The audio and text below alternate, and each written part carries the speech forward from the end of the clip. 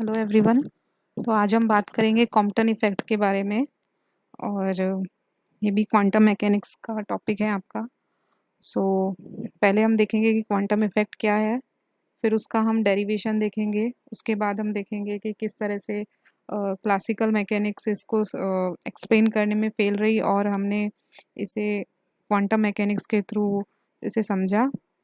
सो और उसके बाद हम इसको एक्सपेरिमेंटली कैसे ऑब्ज़र्व करते हैं वो हम देखेंगे। सो स्टार्ट करते हैं। सो क्वांटम इफ़ेक्ट क्या है?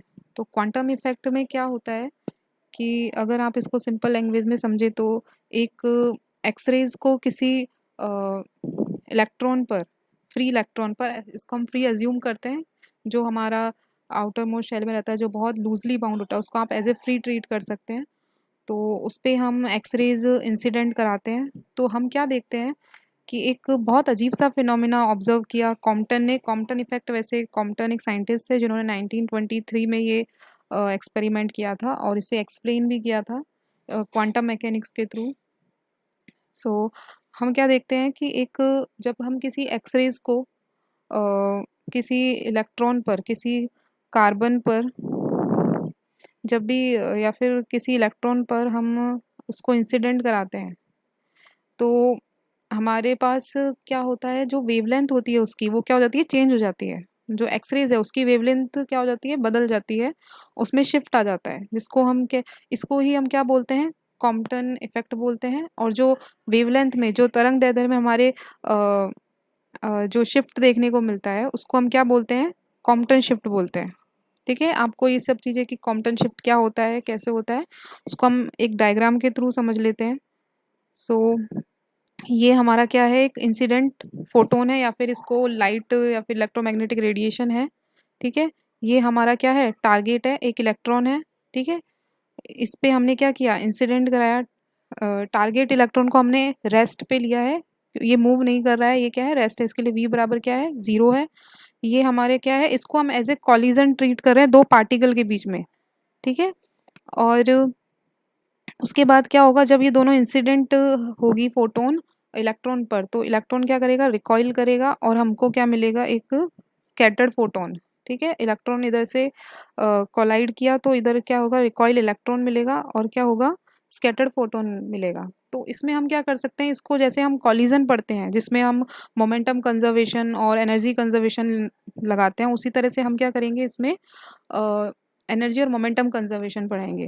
तो क्लासिकल मैकेनिक्स में हम क्या करते हैं, लाइट को एज अ वेव ट्रीट करते हैं, लेकिन हम लाइट को, क्वांटम मैकेनिक्स में हमने लाइट को एज ए क्या ट्रीट किया है, लाइट किस तरह से बिहेव कर रही है, एज अ पार्टिकल बिहेव कर रही है। ठीक है? जैसे ये कुछ इस तरह से मिलता है, जैसे कि अगर आप एक एग्जांपल के थ्रू समझे कि अगर आपने रेड लाइट इंसिडेंट कराई है, तो आपको स्कैटरिंग के बाद आपको क्या मिल रही है, ब्लू लाइट मिल रही है, तो जो बहुत ही अजीब फिनोमिना है।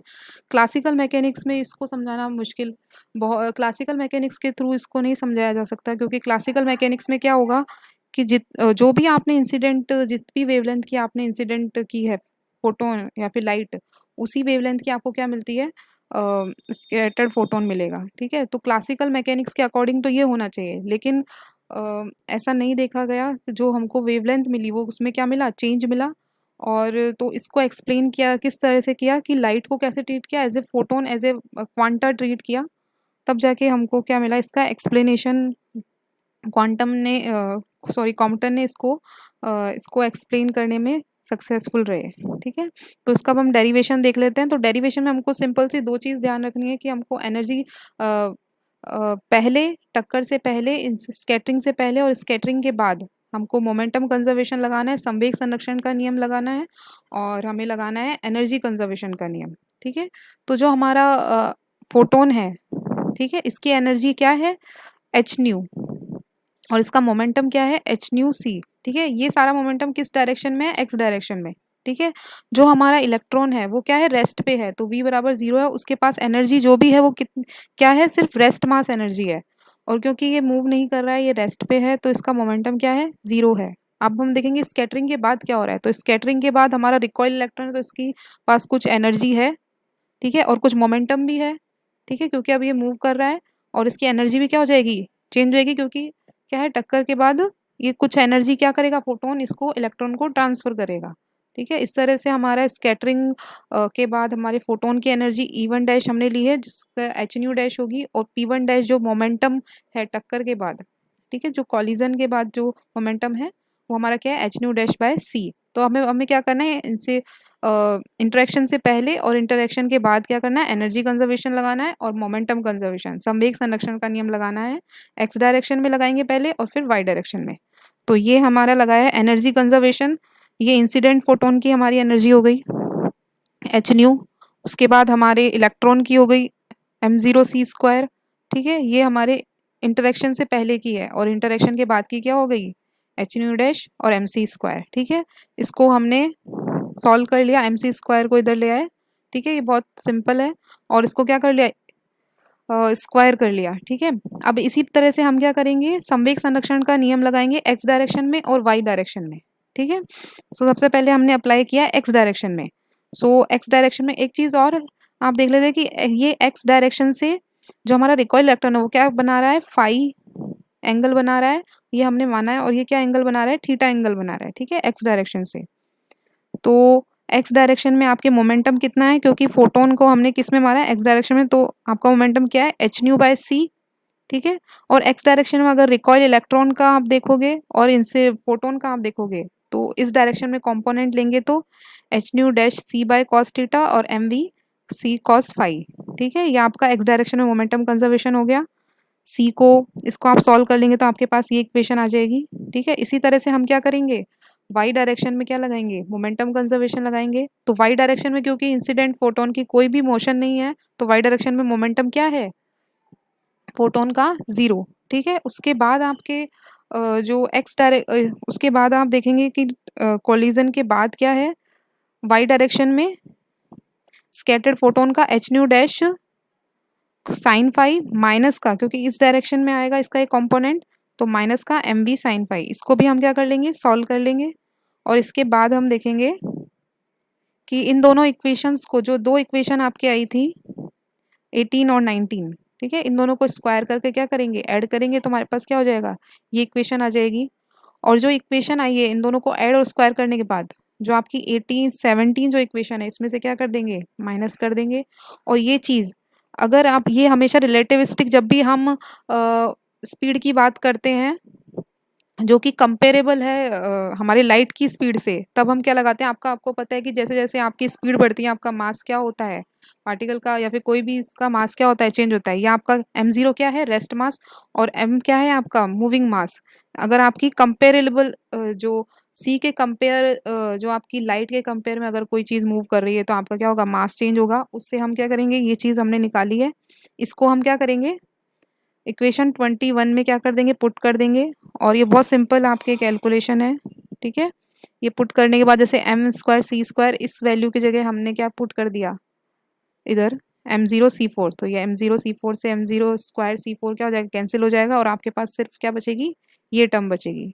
ठीक है, तो अब आप यहाँ से क्या निकालेंगे, delta lambda, lambda dash minus lambda, ये आपकी लैम्बडा डैश क्या है, इंसिडेंट उसके स्कैटरिंग के बाद वेवलेंथ, और ये स्कैटरिंग से पहले वेवलेंथ किसकी, फोटोन की। ठीक है, ये आपके क्या आता है, फॉर्मूला आता है जिसको डेल्टा, यहाँ पर m0c क्या है, m0 क्या है, इलेक्ट्रॉन का रेस्ट मास है, कॉस थीटा आपको पता ही है। ठीक है, थीटा एंगल हमको पता ही है। तो जो आपकी शिफ्ट है, जो भी आपकी वेवलेंथ में चेंज हो रहा है, जो तरंग दैर्ध्य में आपके चेंज हो रहा है, वो किस पे डिपेंड कर रहा है, थीटा पे डिपेंड कर रहा है। और किस पे, एक तो थीटा पे, और एक आपने मटेरियल कौन सा लिया है उस पे डिपेंड कर रहा है। ठीक है, लेकिन क्लासिकल मैकेनिक्स में क्लासिकल मैकेनिक्स में आप अगर आप अकॉर्डिंग चलेंगे तो ये चीज़ पॉसिबल नहीं है। ठीक है, इस चीज़ को एक्सप्लेन करना क्लासिकल मैकेनिक्स के अकॉर्डिंग क्या नहीं है, पॉसिबल नहीं है। तो इसके लिए हमने क्या ट्रीट किया है, एज ए पार्टिकल ट्रीट किया है लाइट को। लाइट एक कण के जैसे बिहेव कर रही है, हमने इसको एज ए कॉलिजन ट्रीट किया है कि एक दो जो पार्टिकल है वो क्या कर रहे हैं, कोलाइड कर रहे हैं। ठीक है, जो क्लासिकल मैकेनिक्स में हम लाइट को क्या लेते हैं, एज ए वेव ट्रीट करते हैं। ठीक है, तो ये आपका क्या कहलाता है, कॉम्पटन शिफ्ट, डेल्टा जेड आपका क्या कहलाता है, कॉम्पटन शिफ्ट। और जो m0c है, इसमें आप h की वैल्यू, जो आपका प्लांक कांस्टेंट है उसकी वैल्यू पुट कर देंगे। m0 आपका रेस्ट मास कितना होता है इलेक्ट्रॉन का वो, और c आपका क्या है, लाइट। ठीक है, अगर थीटा की अलग अलग वैल्यू के लिए कि सबसे ज़्यादा शिफ्ट आपको कब मिलेगा, तो थीटा बराबर 180 जब आप रखेंगे तो आपकी डेल्टा लैम्बडा की मैक्सिमम वैल्यू आपको मिलती है, वो भी हम देख लेते हैं। ठीक है, तो लैम्बडा सी जो आपका इसको कांस्टेंट है, इसकी वैल्यू क्या आती है 0.0242 एंगस्ट्रॉम। ठीक है, तो अगर हम देखें कि थीटा बराबर 0 है तो हमारा कॉस थीटा क्या हो जाएगा 1 हो जाएगा, तो हमको कोई भी शिफ्ट देखने को नहीं मिलेगा। और अगर थीटा 90 है तो आपको आपके लिए कॉम्पटन शिफ्ट की वैल्यू ये आएगी। और जब आपकी थीटा बराबर 180 है तो हमको मैक्सिमम वैल्यू मिलती है। ठीक है, मैक्सिमम शिफ्ट हमको देखने को मिलता है थीटा बराबर 180। इससे आपके बहुत क्वेश्चन पूछे जाते हैं कॉम्पटन स्कैटरिंग से कि कब आपको मैक्सिमम मिलता है, और आपको लैम्बडा सी की वैल्यू भी कई बार पूछ ली जाती है। ठीक है, तो ये आपका डेरिवेशन हो गया, आपने शिफ्ट निकाले कि कितना शिफ्ट होता है, तो आपका किस पे डिपेंड कर रहा है थीटा की वैल्यू पे। ठीक है, आपका एक्सपेरिमेंटली इसको कैसे करते हैं, ये आपका एक्सरे सोर्स है जिससे एक्सरेज निकल रही हैं। ठीक है, ये आपका एक टारगेट है। ऐसा नहीं है कि हम फ्री इलेक्ट्रॉन एक इलेक्ट्रॉन को उठा के रख देते हैं, हम एक पूरा का पूरा एक इलेक्ट्रॉन एक एटम लेते हैं, लेकिन उसमें लूजली बाउंड जो इलेक्ट्रॉन जो आउटर मोस्ट शेल में रहता है, जो जिनको आप एज ए फ्री ट्रीट कर सकते हैं। ठीक है, उससे हम इसको कॉलीमेटेड स्लिट क्या करती हैं, इसको अलाइन करती हैं। ठीक है, और ये आपके डिटेक्टर लगा होता है जो आपके क्या करता है फोटोन को डिटेक्ट करता है। ठीक है, और इससे आप क्या कर सकते हैं एंगल मेजर कर सकते हैं कि कितने एंगल पे आपको फोटोन डिटेक्ट हो रहा है। ठीक है, तो इस तरह से आपको क्या मिलता है कर्व मिलता है इंटेंसिटी और आपकी वेवलेंथ के बीच में। ठीक है, ये देखो आपको शिफ्ट मिल रहा है लैम्डा 0 और लैम्डा डैश पहले से।